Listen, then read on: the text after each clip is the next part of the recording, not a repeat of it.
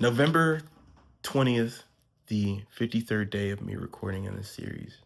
And being able to talk, being able to speak, being able to even talk on this video right now, being able to form words is something to be so grateful and thankful for. Something to be so grateful and thankful for.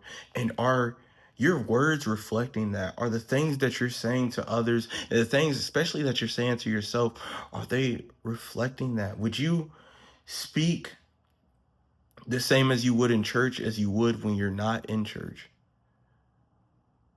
Because what you say stays, and life and death is in the power of the tongue.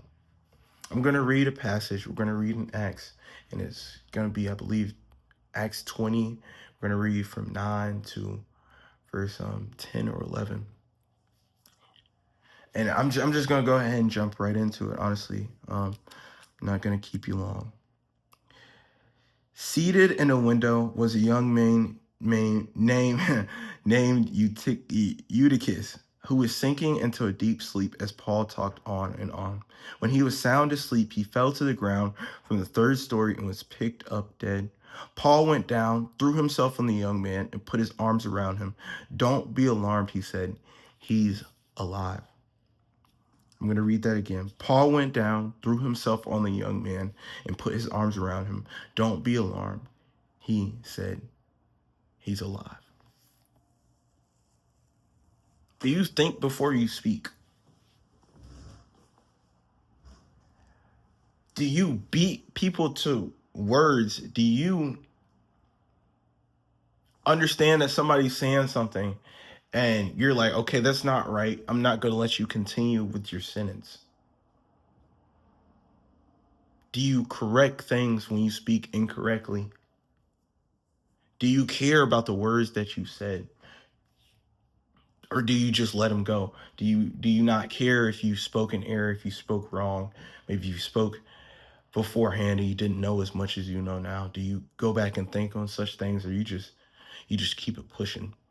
In this passage, Paul seems to immediately speak life over the young man, or keep him protected. He threw himself on top of Eutychus and spoke life over him. He's alive. Don't anybody say otherwise. He's alive. And you know what? He was alive. Do you immediately speak life in every situation? Do you immediately take whatever circumstance, whatever obstacle, whatever it is, whatever is trying to come against you?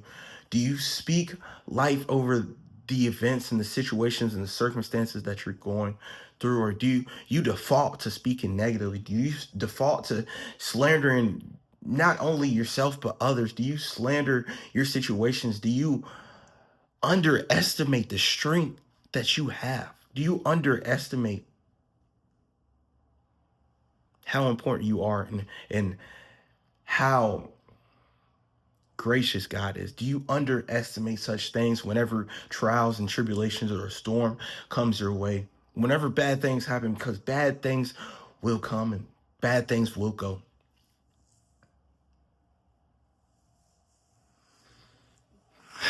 I'm not gonna lie to you, like a bunch of Bible verses just popped into my head when I said that. This too shall pass.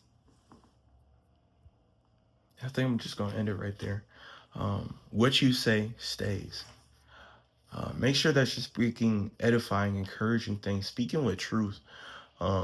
Speaking with truth that could lead you to a path of growth, lead you into a nurturing relationship with God, a nurturing relationship with others. Speak loving and kind words. And that may sound cliche, but it really can shape your life. It can shape the area that you're in. It can shape the areas of your life. Are you allowing God to speak into your life? Are you receiving the words that he has for you? Are you reading his word? That being said, I'm going to go and get out of here. As always, be you.